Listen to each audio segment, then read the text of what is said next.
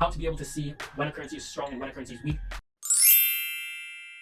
So ultimately, this isn't as complicated as it seems. Green candles simply mean good things, buyers are in control, all things like that. And when you have red candles, it shows you that the people of the country are not in a good state. They're feeling depressed, things are getting worse as it actively falls. Now, so pretty much we know that there are 8 major currencies in the world, and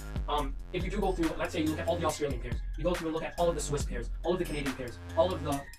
Japanese, the pound, and now take it in, I'm talking about the majors and the minors. So let's say you went ahead and you put the Australian, the Canadian, the Swiss, the Euro, the pound, you put all those 8 major currencies in a vertical line, and then see how many of these pairs are rising, and then give it a 1 point for rising, and give the opposite side of the currency a negative point for falling. When you go ahead and add up all these 28 or 29 major and minor currency pairs, then tally up all those positive ones and those negative ones, and then put them on the spectrum from the ones that have the most positive to the ones that have the most negative. And then you'll clearly be able to see which ones are strongest and which ones are weakest. But you can go through and trade the strongest one with the weakest one, and this pair will be trending very, very much. You never really want to be trading 2 currencies which are closely related in strength, because this pair will ultimately be represented by a consolidating market, and so the market won't be progressing much, and you'll have a harder time trading consolidating markets. Instead, let's say you trade the bottom 2 pairs along with the top 2 strongest pairs, and you'll basically have 2 strong trading pairs, and you can then